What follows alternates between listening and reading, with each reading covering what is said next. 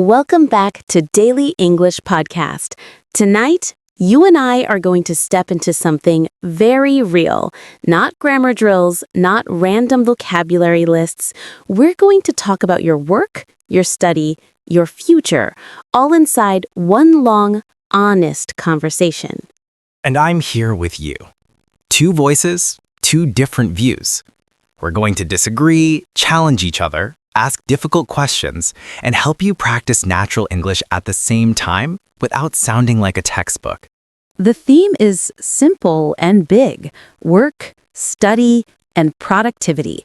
How to build a life that feels responsible, stable, meaningful, without burning out or getting lost. And we're not doing a speech. We're doing a real debate. 4 questions, real opinions, no fake motivation. Question 1. Which is better, doing one job well or doing many things at once? You know, I've been thinking about this all day. We tell people, be productive, study hard, work smart, follow your passion, choose a stable job, and half the time, it just makes people feel guilty. Yeah, it's like life has become one big to-do list, and everyone's watching you. What are you doing? Are you busy? If you're free, maybe you're failing. Exactly. So tonight, let's just talk honestly. Real questions, real opinions. If someone's listening while they're working late or scrolling in bed feeling behind, I want them to feel like they're sitting here with us. Good, then let's do it properly. No performance, no perfect script. Just you, me, and 4 questions that actually hurt a little. First one is my favorite. Which is better, doing one job well or doing many things at once? Easy. One job. Do one thing properly. You're so fast. Because I'm annoyed. Everywhere I look, I'm building 3 startups. I have 5 side hustles. I'm doing content, crypto, coaching, coffee shop. Then you ask, so what is actually finished? Silence. Okay, but slow down. I kind of disagree with you.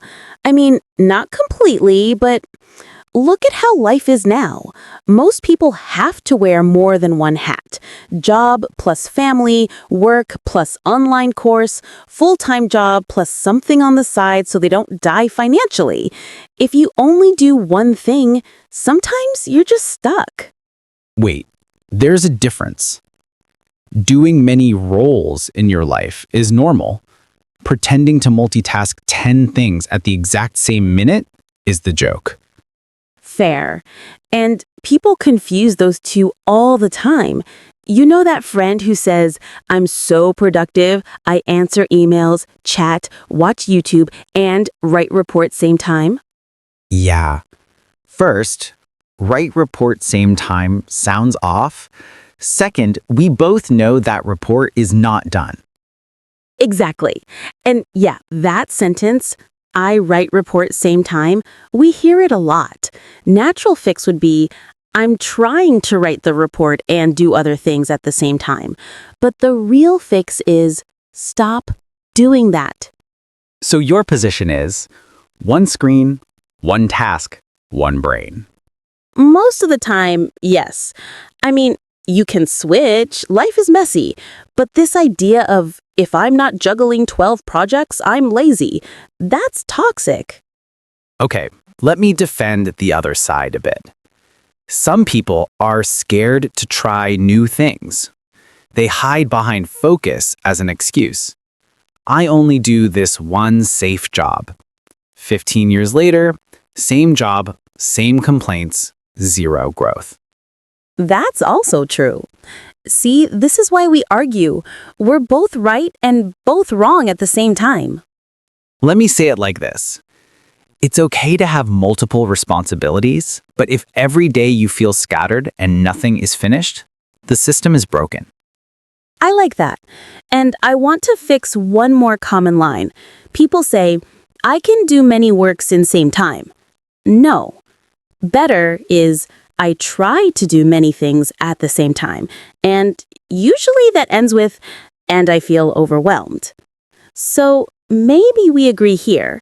Have more than one thing in your life, okay, but when you are doing something important, shut up and just do that. Yeah. Say it clean. Busy doesn't mean effective. All right, that's good. But let's move to the place we work because that one is emotional too. Go on. Is working from home better than office life? I'll start. I like the office. I like leaving my house, having a desk, human faces, stupid jokes at the coffee machine. I like closing my laptop and physically going home. You sound 85 years old. Thank you. I'm the opposite. Look, traffic, noise, commuting for 1 hour both ways, I hate it. Working from home feels human to me. I can control my space. I can wear socks that don't match. I can see my family. Okay, but let's be honest.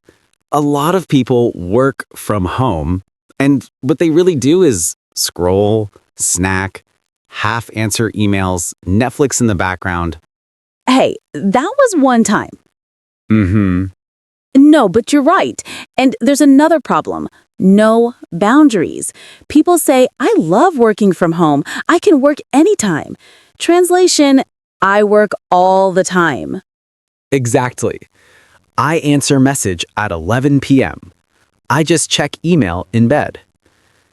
Then they wonder why they're tired and angry. Can I fix one grammar thing there? We always hear, I am work at home today. Better is, I'm working from home today, or I work from home today. Small thing, but for people listening, it matters. And I work from home since 2 years. It should be, I've been working from home for 2 years. See, real people correcting each other. We do this in normal life. So, what's your final answer? Working from home is great if you're disciplined and lonely friendly.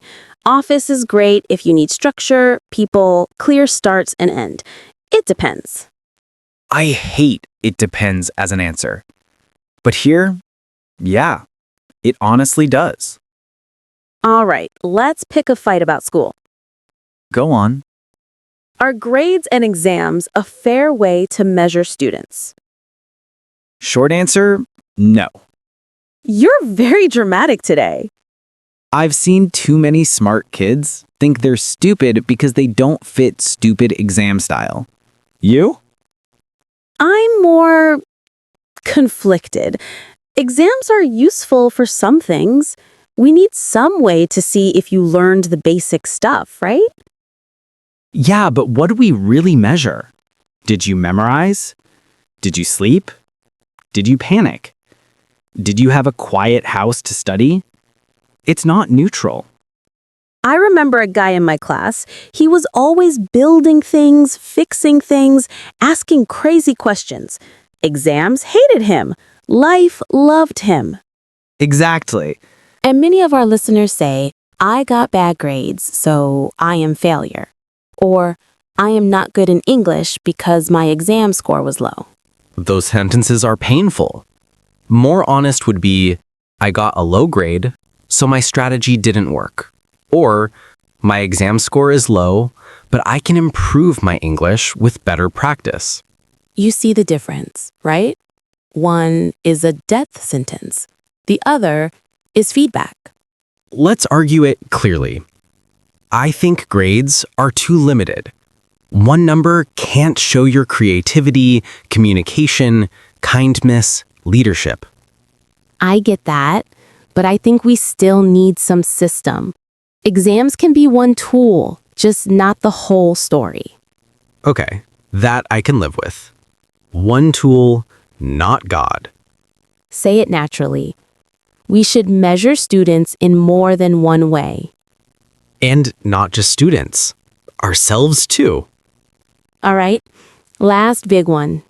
The scary one. Is it better to follow your passion or choose a safe job? You start. Okay. I think if you never go near your passion, something inside you slowly dies. You become that person who is always complaining about Monday. You're alive, but not really living. I agree with that. But I'm going to be uncle advice here. Bills are real. Rent is real. Parents, kids, debts, real. Some follow your passion speeches are irresponsible. Totally. I quit my job today. Tomorrow I'm famous YouTuber. No plan, no skills, no savings. That's not passion. That's brain damage. Exactly. Also, we hear, I must choose safe job, no choice. Said by someone scrolling 3 hours a night with no time to learn anything new. So, both sides lie sometimes. Yep. Let's fix the language while we fix the thinking. Not, I want to follow my passion, I don't care anything. Better, I want to follow my passion, but I also have responsibilities. I need a realistic plan. And not, I have safe job forever, I cannot change. Better, I chose a stable job for now, but I'm exploring options to grow. Let's do it as a clean mini debate. In my opinion, if you only chase passion with zero plan, you create stress for yourself and for people around you. And in my opinion, if you never move toward your passion, you create regret. The best choice is to balance stability and passion, protect your basics, and build carefully. You know that line already sounds like something people need to replay. Good. Let them. Okay, before we close, let's do what we promised. Mistakes, problem moments, vocabulary. But let's do it like we actually talk. Let's start with classic mistake. I am agree. It hurts my ears in a gentle way. The fix is simple. I agree. No am. And I am not agree. I don't agree. Or I disagree. Use those. Next one, multitasking line. I do many things in same time. Make it, I tried to do many things at the same time, but then I lose focus. Which is honest. Rude judgment version. You are lazy because you work from home. Turn it into, I feel more productive in the office, but I know working from home can work for some people. Labels from grades. I failed one exam, so I am stupid. Try, I failed that exam. I need a different way to study next time. Passion drama. If I don't quit everything now, I betray my dream. Better, I'm going to keep my job, improve my skills, and slowly test my passion in a safe way. See the pattern? We don't sugarcoat. We just stop attacking ourselves. All right, quick vocabulary check. Just as talking. All right, responsibility. You start. Responsibility is what you're supposed to take care of. Your work, your family, your promises. If you never think about consequences, you're not responsible. Stability. Stability is when your life is not shaking every second. You can pay rent, buy food, breathe a little. It doesn't mean no change, it means not constant crisis. Risk. Risk is the chance something goes wrong. You can't grow with zero risk, but stupid risk, no plan, no backup, is different from smart risk. Opportunity. Opportunity is a chance that could improve your life. You still have to do the work. If you never say yes to anything, you lose them. Overwhelmed. Overwhelmed is when you feel like everything is too much. Too many tasks, too many messages, too much pressure. Saying, I feel overwhelmed, I need to choose my priorities, that's healthy. Burnout. Burnout is when stress is not just one bad day anymore. You feel empty, angry, tired. Nothing excites you. That's your system saying something must change. Flexible. Flexible is able to adjust. Flexible schedule, flexible work. Not total chaos, just not rigid. Productive. Productive is not, I was busy all day. It's, I actually finished something that matters. All right. Let's give people a few real sentences to try. No repeat after me pressure, just if you're listening, try them quietly. I can have many responsibilities, but I don't need to pretend to do everything at once. I'm working from home, not living at work. I will set an ending time. My exam result is feedback, not my full identity. I want both stability and passion, so I'll build a smart plan instead of a dramatic jump. Being busy is not the same as being effective. I don't agree with you, but I respect your point. I am tired of insulting myself. I'm going to talk to me with more respect. There. That's already a different energy. So if you are still here with us, ask yourself, very honestly, Am I using multitasking as an excuse not to finish anything? is my work style, home or office, helping me or slowly burning me? Do I let grades, titles, followers decide if I'm enough? Am I hiding behind safe with zero growth or hiding behind passion with zero plan? Pick only one of those questions for now. Not all four, just one. Maybe tomorrow you try one thing. Close extra tabs. Or stop answering messages after 9 p.m. Or study for 20 minutes with your phone in another room. Or write down one small step toward a job or project you actually care about. It doesn't have to look sexy on social media. It just has to be real. And while you're doing that, keep English close. You don't have to study in a stiff way. You're already learning right now, listening to normal person arguing politely. If any part of this episode feels like it's talking about your life, good. Use it. Borrow the sentences. Rewrite them in your notebook with your details. And maybe send this to one friend who is also tired of fake productivity talk. We're done for tonight. No secret formula, just two people talking honestly and trying to make sense of work, study, and what success really means. And if nobody told you today, you're allowed to change your system. You're allowed to fix small things without burning everything down. Every project you finish, every boundary you set, every kind sentence you say to yourself. Those are the real productivity hacks. And as always, Say it. every word you speak builds your future. Keep speaking, keep growing.